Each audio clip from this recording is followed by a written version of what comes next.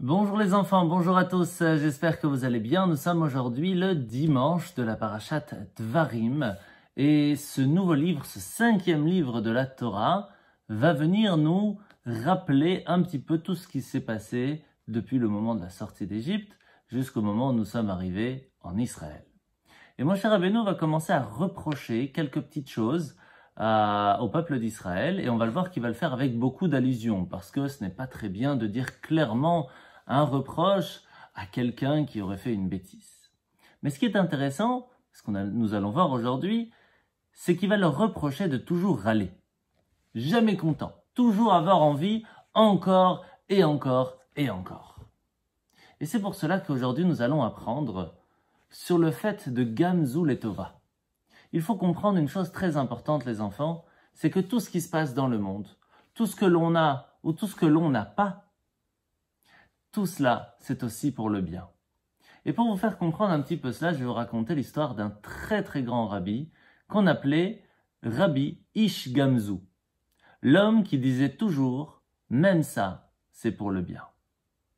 Un jour, alors que ce grand rabbi partait avec Rabbi Akiva et d'autres pour aller jusqu'à Rome pour amener un cadeau rempli de pièces d'or et de pierres précieuses pour le nouveau César romain, pour qu'il soit gentil avec le peuple juif.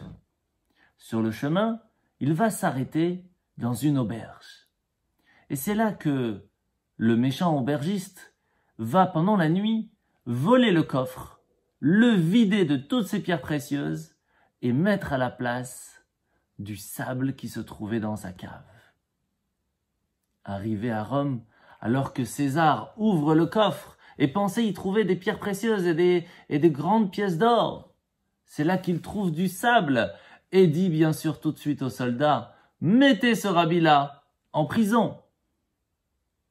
Et lui, qu'est-ce qu'il répond? « Gamzu Letova !» Même ça, même le fait que maintenant je vais aller en prison, ça aussi Dieu a fait pour le bien. Et le fait que cet aubergiste a échangé les pièces d'or et les pierres précieuses par du sable, ça aussi c'est pour le bien. Dieu sait ce qu'il fait.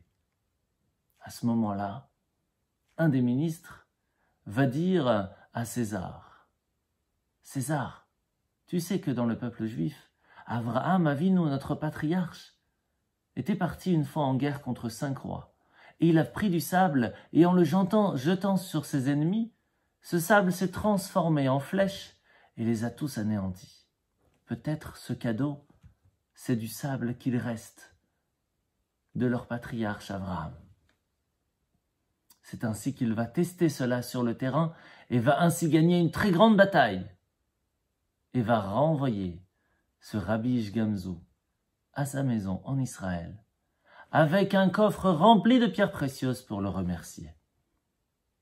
L'aubergiste, bien sûr, lorsqu'il va entendre cette histoire, va prendre un très grand coffre, va penser que tout le sable de sa cave était rempli de miracles, et en fin de compte, c'est lui qui va se faire tuer par César, parce que bien sûr, c'est Hachem, c'est Dieu, qui a transformé ce sable, et pas tout simplement du sable.